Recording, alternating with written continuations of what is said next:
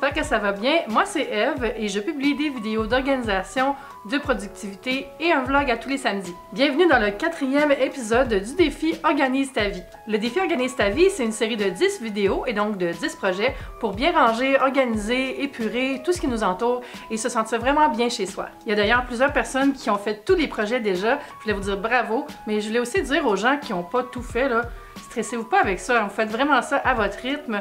Moi je dis que vous avez 2 jours pour le faire, mais vous faites ça vraiment quand ça vous le tente. C'est un défi, mais c'est pas une course. En passant, je mets toutes les vidéos du défi dans une playlist et aussi dans ma playlist productivité.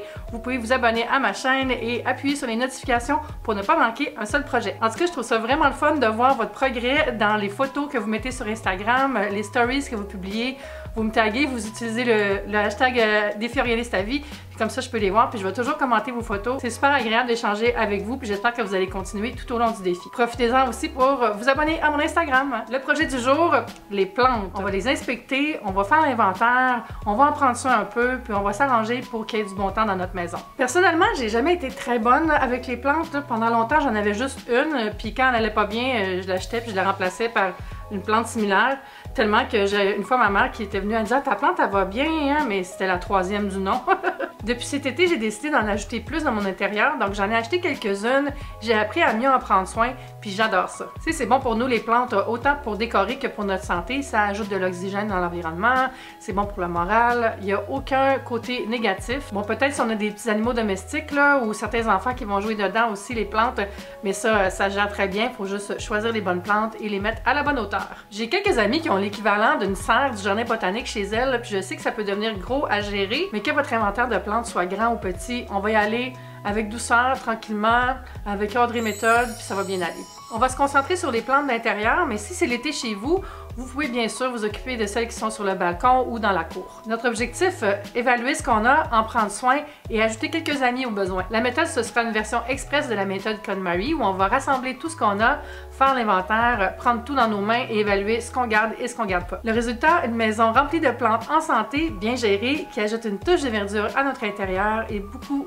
de beauté. Pour faire ce projet, vous allez avoir besoin d'un balai, d'éponge ou de petits linges, de savon à vaisselle, de vinaigre blanc. Première étape, vous allez rassembler toutes les plantes sur la table de la cuisine ou le comptoir. Si vous avez beaucoup de plantes dans chaque pièce, vous pouvez y aller une pièce à la fois en gardant une zone dédiée pour les rassembler ensemble. Deuxième étape, on va nettoyer le coin où repose chaque plante. Donc on peut passer un petit linge, on peut passer un coup de balai si on voit qu'il y a des feuilles qui sont tombées, épousseter le coin des murs où une plante est levée. Vraiment mettre ça tout propre pour être prêt à réaccueillir les plantes quand elles seront réorganisées. On va aussi en profiter pour laver les soucoupes et les cache-pots. On peut les laver comme on fait la vaisselle avec une petite eau savonneuse, une éponge. Profitez-en aussi pour inspecter les soucoupes pour vous assurer qu'il n'y a pas de moisissure. S'il y en a, lavez-les avec une petite solution moitié vinaigre blanc, moitié eau tiède et frottez avec une brosse raide puis rincez et séchez. Ok, c'est le temps de l'inventaire. On sort bien sûr chaque plante de chaque cache-pot si c'est pas déjà fait et on va l'inspecter. Est-ce qu'elle est en santé? Est-ce que la terre est belle? Est-ce qu'elle aurait besoin d'engrais? S'il y a des petits cailloux, est-ce qu'ils sont encore en forme ou il y a de la moisissure parce qu'on a trop arrosé la plante? Il peut y avoir différentes raisons pour lesquelles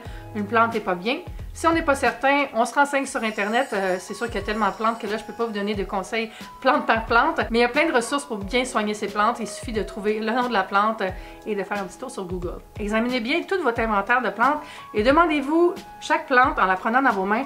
Est-ce que je l'aime assez? Est-ce que je vais la remettre quelque part chez moi? Est-ce que je la trouve belle? Est-ce qu'elle serait pas plus heureuse chez une amie? Donc, si vous avez des plantes que vous voulez plus, donnez-les. Si vous avez aussi plein de boutures, là, parce que vous avez le pouce vert et vous avez parti beaucoup de boutures, donnez-en aussi quelques-unes. Donnez aussi des plantes que vous aimez moins. Si vous n'aimez pas une plante, gardez-la pas juste parce qu'elle est en vie.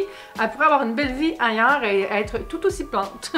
Ça nous est tous déjà aussi arrivé de garder une plante morte parce qu'on n'avait pas le cœur de l'acheter, mais là, si la plante est décédée, elle a fini sa vie, hein, donc mettez-la au compost, jetez-la et ayez une petite pensée pour le service qu'elle vous a rendu d'enjoliver votre maison le temps qu'elle a duré. Dans mon cas, j'ai fait l'inventaire déjà et tout allait bien, tout était en santé. Vu que j'ai pas beaucoup de plantes, ben toutes les plantes que j'avais, je les aime, donc je les ai toutes gardées. Quatrième étape, on va remettre chaque plante dans les cache-pots propres et on va les remettre à leur place. Mais prenez aussi le temps de voir si l'endroit désigné que vous aviez choisi pour chaque plante est vraiment le bon. Un peu pour la lumière dont dont elle a besoin, mais aussi pour votre déco. Des fois, ça peut être le fun de changer une plante d'endroit, de voir si elle ne serait pas plus heureuse ailleurs et si elle n'aurait pas un plus beau coup d'œil dans votre maison si vous la déplacez. La 5e étape, ce sera d'établir une routine d'arrosage. Moi, j'ai commencé à utiliser Plantbook, qui est une app de gestion des plantes qui va permettre de faire des rappels d'arrosage. On peut aussi donner des noms à nos plantes.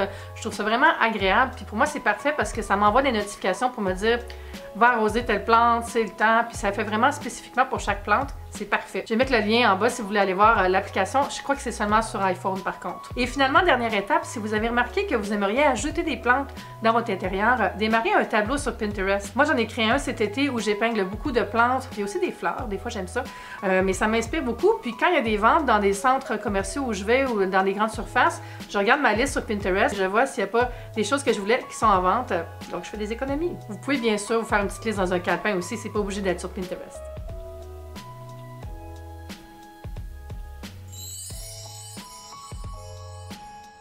Voilà, vous avez donné de l'amour à vos plantes et en retour, elles vont vous offrir beauté et oxygène. En passant, là, si vous n'êtes pas très plante, c'est vraiment correct d'avoir des plantes artificielles, il n'y a aucun problème. Choisissez-les au look naturel et poussez-les de temps en temps, puis ça fait très bien l'affaire pour décorer. Moi, je vais aussi acheter des fleurs de temps en temps. Je vois ça comme un cadeau que j'offre à ma maison pour lui dire que je l'aime. N'oubliez pas, je veux vraiment voir votre progrès sur Instagram. N'oubliez pas de me taguer et n'oubliez pas d'ajouter le hashtag Défi Organise ta vie sur vos publications en photo ou en story. Il y a beaucoup de gens aussi qui ont fait un espèce de avant-après avec les photos en utilisant la fonction de sliders sur Instagram.